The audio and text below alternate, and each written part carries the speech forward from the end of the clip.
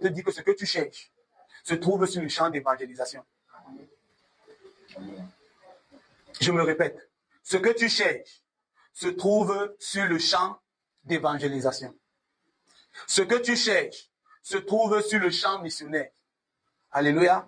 Et quand ils sont arrivés, ils ont trouvé de la nourriture. Ils n'ont pas seulement trouvé ce qu'ils cherchaient, mais ils ont trouvé de l'or, de l'argent, et ils ont pris et ils ont caché. Ils ont pris et ils ont caché. Et ils se sont dit l'un à l'autre, ce que nous faisons n'est pas bien. Verset 9, quelqu'un peut nous connaître verset 9. Ce que nous faisons n'est pas bien. Parce que aujourd'hui est un jour de bonnes nouvelles. Quelqu'un peut lire ça pour nous? Verset 9.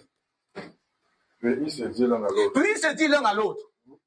Nous agissons pas mal. Je veux que ce soit la confession de quelqu'un ce matin. Tu es en train d'enjoy la présence de Dieu, la louange. Tu lis, tu déclares, oh Seigneur, merci parce que je suis dans tes pavés, je suis dans le lieu très saint. Oh Dieu, vraiment, tu m'as sauvé. Il m'a sauvé, oh. Il m'a sauvé, oh. Tu te jouis des bénédictions de Dieu et tu es content. Mais ils disent que ce que nous faisons n'est pas bien. Parce qu'aujourd'hui est un jour de... Lis-nous ça s'il te plaît, lis-nous ça à haute voix. Puis il se dit l'un à l'autre. Puis il se dit l'un à l'autre. Nous n'agissons pas bien. Cette journée est une journée de bonnes nouvelles. Oui. Si nous gardons le silence. Si nous gardons le silence. Si nous attendons jusqu'à la lumière du matin. Le châtiment nous atteindra. Le châtiment nous a. Alléluia. Il dit ce que nous faisons n'est pas bien. Parce qu'aujourd'hui est une journée de bonnes nouvelles. Si nous gardons le silence, le châtiment nous a.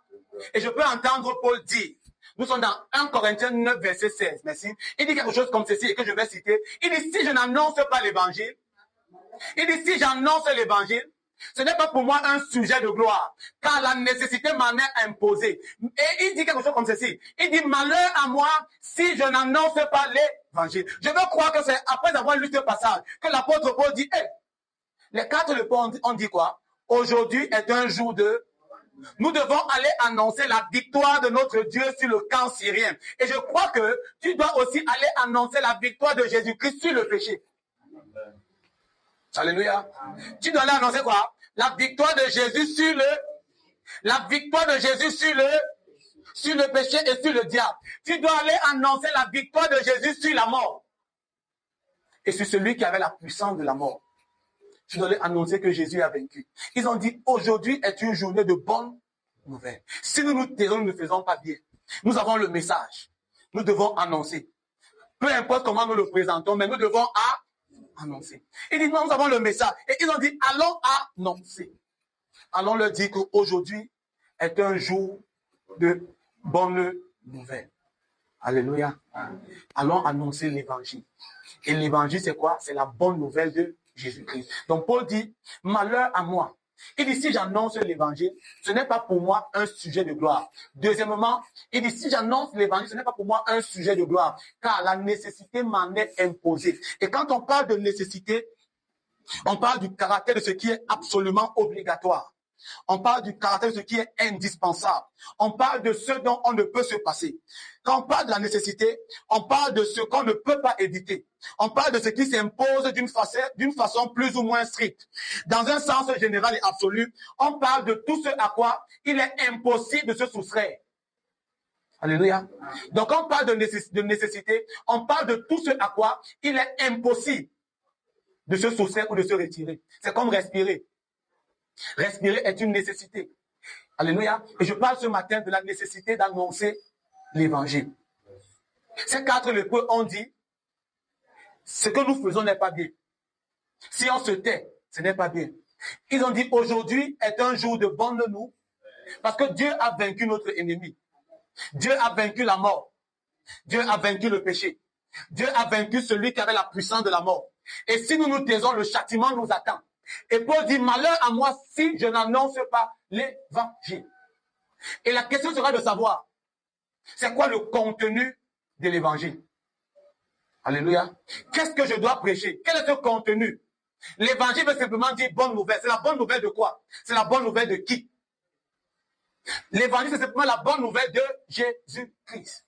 1 Corinthiens 15, à partir du verset 1, verset 2, verset 3, verset 4. Paul dit, si quelqu'un a trouvé 1 Corinthiens 15, il dit, je vous rappelle l'évangile que je vous ai annoncé. Donc, premièrement, l'évangile doit être annoncé. Il dit que vous avez reçu. Donc, quand on annonce l'évangile doit, un, être annoncé, deux, être reçu. Il dit, et dans lequel vous avez persévéré. Avant de persévérer, il dit, par lequel vous avez cru, oui. 1 Corinthiens 15. Je vous rappelle, frère. Il dit, je vous rappelle, frère. L'évangile que je vous ai annoncé, que vous avez reçu, dans lequel vous avez persévéré, et par lequel vous êtes sauvés. Donc l'évangile annoncé doit être reçu, et c'est par cet évangile qu'ils doivent persévérer dedans, et c'est par cet évangile qu'ils seront sauvés. Oui. Si vous le retenez tel que je vous l'ai annoncé, si vous le retenez tel que je vous l'ai annoncé, autrement vous aurez cru en vain. Je vous l'ai annoncé avant tout. Comme je l'avais aussi reçu, oui. Donc, qu'est-ce que j'annonce? C'est que Christ est mort pour nous. Qu'est-ce que je dis à celui que je vais prêcher? Je lui dis premièrement, tu dois savoir que Christ est mort pour nos péchés. Le salaire du péché, c'est la mort. Mais le don gratuit de Dieu, c'est la vie éternelle en Jésus-Christ. Donc, nous étions censés mourir. Romains chapitre 3, verset 23 dit que tous ont péché et sont privés et sont séparés de Dieu. Mais la bonne nouvelle que j'ai attendue, c'est que Christ est mort pour nous. Et aujourd'hui, il n'y a plus de séparation. Alléluia. Aujourd'hui, il n'y a plus de séparation. Donc, le message à annoncer, c'est qui? C'est Christ et son œuvre. Alléluia. Le message à annoncer, ce n'est pas les bénédictions. Les bénédictions font partie des bénéfices de l'évangile. Des choses que nous recevons de l'évangile. Mais ce que tu annonces, c'est l'évangile. Alléluia. L'évangile, c'est la bonne nouvelle de Jésus-Christ. Donc, il dit, je vous rappelle, frère, l'évangile que je vous ai annoncé, que vous avez reçu et dans lequel vous avez persévéré et par lequel vous êtes sauvés. Il dit, autrement, vous aurez cru en vain. Il dit, je voulais avant tout enseigner comme je l'avais reçu que Christ est mort pour nos péchés selon qu'il a été enseveli selon et qu'il est ressuscité selon. Donc, si ton évangile ne parle pas de Christ, ne parle pas de sa mort, ne parle pas de son ensevelissement, ne parle pas de sa résurrection, c'est tout, sauf l'évangile de Jésus-Christ. C'est ça le contenu. La mort, son ensevelissement et sa résurrection. Alléluia. Si Christ n'est pas ressuscité, notre évangile est vain. Notre croyance est vaine. Donc le contenu, c'est quoi? C'est sa mort. Alléluia. C'est son ensevelissement. Alléluia. Troisièmement, c'est sa résurrection. Amen. Donc, quel est le contenu? C'est la mort. Quel est le contenu? C'est l'ensevelissement. Quel est le contenu? C'est la résurrection. Donc, l'évangile, c'est quoi? C'est parler de Jésus. Jésus est venu. Le Fils de Dieu est venu. Car Dieu a tant aimé le monde qu'il a donné son Fils unique, afin que quiconque croit en lui ne périsse, mais qui ait la vie et donc la bonne nouvelle de Jésus-Christ, c'est que Dieu a donné son Fils par amour pour toi, par amour pour moi. Et son Fils est venu, il est mort pour toi et il est mort pour moi. Alléluia. Dans Romains chapitre 5, verset 8, la Bible dit que Dieu prouve son amour. Ça veut dire que nous annonçons au monde que Dieu a prouvé qu'il nous aime en ce qu'il a donné son Fils. Il dit que Dieu prouve son amour envers nous en ce que lorsque nous étions encore pécheurs, Christ est mort pour nous. Alléluia. Donc la mort de Christ, c'était pour prendre ma place. C'était pour prendre ta place. Donc, qu'est-ce que nous prêchons? Nous prêchons Christ et Christ crucifié. Alléluia. Dans 1 Corinthiens 2, verset 2, Paul dit, je n'ai eu la pensée de savoir parmi vous autre chose que Christ crucifié. 1 Corinthiens 2, 2. Quelqu'un peut lire pour nous? Donc, tu n'annonces pas la beauté et la splendeur de ton église. Non, non. Tu annonces Christ et Christ crucifié. 1 Corinthiens 2. Je n'ai pas eu la pensée de savoir parmi vous autre chose que Jésus-Christ et Jésus-Christ crucifié. Donc il dit, je n'ai pas eu la pensée de savoir parmi vous autre chose que Jésus-Christ et Jésus-Christ crucifié. C'est lui le message que nous annonçons. C'est lui le message que nous prêchons. C'est lui. 1 Corinthiens 1, verset 17. Tu rentres, oui. 1 Corinthiens 1, pas 2. 1. Tu rentres, tu étais à 2. Maintenant, tu rentres à 1. Ce n'est pas pour baptiser que Christ m'a envoyé. Ce n'est pas pour baptiser que Christ m'a envoyé. C'est pour annoncer l'évangile. C'est pour annoncer quoi? L'évangile. Oui. Et c'est là sans la sagesse de langage. Afin que la croix de Jésus ne soit pas rendue vaine. Va au verset 22. Les Juifs demandaient des miracles. Les Juifs demandent des miracles. Et les Grecs cherchaient la sagesse. Les Grecs cherchent la sagesse. Oui, continue. Nous prêchons Christ. Nous prêchons qui? Christ crucifié. Quel est le message? Nous prêchons Christ crucifié. Il dit les Juifs demandent la sagesse. Non, les Juifs demandent les miracles. Les Grecs demandent la sagesse. Donc, les Juifs demandent les miracles. Les Grecs demandent la philosophie. Les Grecs, c'est l'amour de la sagesse. Il dit, mais nous prêchons Christ crucifié. Alléluia. Dans notre message, ce n'est pas que viens et tu seras béni. Non, les bénédictions font partie des résultats, font partie des bénéfices de l'évangile. Alléluia. La gloire et tout le reste font partie des bénéfices de l'évangile. Mais nous prêchons qui? Nous prêchons une personne. C'est qui? C'est la personne de Jésus-Christ. Nous prêchons Christ crucifié et Christ ressuscité. Continue, s'il te plaît. Scandale pour les Juifs. Scandale pour les Juifs et folie pour les païens. Mais puissance de Dieu. Mais puissance de Dieu Sagesse de Dieu. et sagesse De Dieu. Merci, peut t'asseoir. Ça veut dire qu'aux Juifs, quand les Juifs demandent les miracles, nous les prêchons Jésus parce que Jésus-Christ est la puissance de Dieu. Alléluia. Je ne sais pas si c'est ce qu'il a dit. Bref, Jésus-Christ est quoi? Non, pas la puissance de Dieu. Qu'est-ce qu'il dit? Il dit 1 Corinthiens 2. 1. Non, 1. Oui, verset 24. Mais puissance de Dieu. Mais puissance de Dieu et sagesse de Dieu. En d'autres termes, à ceux qui demandent les miracles, tu présentes Christ. Parce que Christ est la puissance de Dieu. Alléluia. Paul dit dans Romains 1, verset 16 à 17. Il dit, car je n'ai point honte de l'évangile de Jésus-Christ. Car c'est une puissance de Dieu pour le salut de quiconque croit. Pour le juif premièrement et pour le grec. Donc, quand quelqu'un demande les miracles, je lui présente Christ. Parce que Christ est la puissance de Dieu pour accomplir les miracles. Il dit, les juifs demandent quoi? Les miracles. Les juifs veulent voir les signes. Ils veulent voir des miracles. Ils veulent voir des prodiges. Mais nous les présentons qui? Jésus et Jésus-Christ crucifié. Il dit, les Grecs demandent quoi? La sagesse. Ils demandent la Sophia. Mais nous les présentons quoi? Christ. Parce que Christ est la puissance de Dieu. Christ est la sagesse de Dieu. Voici le message que nous présentons. C'est Jésus-Christ. Jésus-Christ crucifié. Jésus-Christ ressuscité. Alléluia. C'est le message que nous présentons. Alléluia. Lorsque André a rencontré son frère, après que Jean leur a dit dans Jean 1, verset 36, voici l'agneau de Dieu. Et que André est allé, André a rencontré son frère, il est retourné vers Simon et il a dit à Simon, nous avons trouvé le Messie. Alléluia. Donc le message, c'est le Messie. Le Messie est venu faire quoi? Nous sauver de nos péchés. Nous sauver de la mort. Nous sauver du péché. Nous sauver du jugement éternel. Alléluia. Donc c'est ce que le Messie est venu faire. Et nous avons trouvé le Messie. Quand Philippe est allé annoncer l'évangile à Nathanaël, il lui dit, nous avons trouvé, au verset 45, nous avons trouvé, Jean 1, verset 36, nous avons trouvé celui de qui Moïse a écrit dans les Écritures. En d'autres termes, nous avons trouvé le Messie. Toi aussi, va annoncer, nous avons trouvé le Messie. C'est de lui qu'il est question. C'est de lui qu'il s'agit. Alléluia.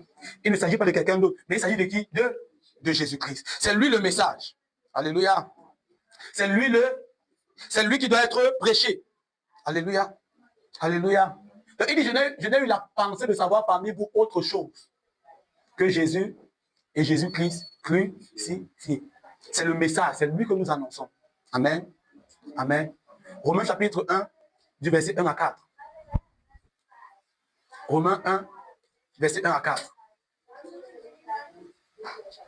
Paul, serviteur de Jésus-Christ, appelé apôtre, mis à part pour annoncer l'évangile de Dieu. Donc Paul était mis à part pour annoncer quoi? L'évangile de Dieu. Il dit qu'il avait été promis auparavant de la part de Dieu par ses saints prophètes dans les saintes écritures. Qu'est-ce qui avait été promis auparavant de la part de Dieu par ses saints prophètes dans les saintes écritures? C'était l'évangile de Dieu. Donc l'évangile de Dieu a été promis auparavant.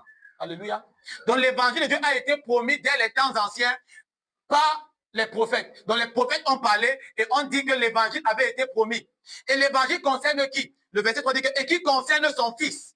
Donc l'évangile de Dieu concerne qui? Son fils. Né de la postérité de David selon la chair et déclaré fils de Dieu avec puissance selon l'esprit de sainteté par sa résurrection, virgule, Jésus-Christ notre Seigneur. Donc l'évangile avait été promis de la part de Dieu par ses prophètes, par les prophètes de Dieu. Et l'évangile concerne qui? Jésus-Christ. Donc l'évangile concerne qui? Jésus-Christ. L'évangile parle de qui? De sa mort.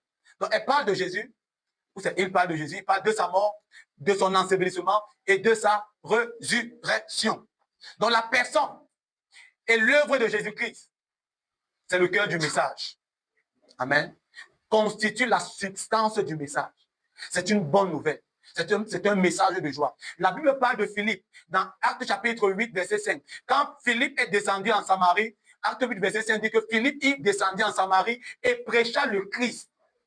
Donc, la personne qui l'a présenté, la personne qui l'a prêché, ce n'était pas une église. Amen. Ce n'était pas, viens dans mon église et tu auras les enfants. Ce n'était pas bien et tu seras béni. Il a présenté Christ et Christ crucifié. Acte 8, verset 5. Ça veut dire qu'il est descendu et il a présenté qui? Christ. Donc, quand nous sortons, nous présentons Jésus. Nous ne présentons même pas ce que Jésus peut faire pour eux.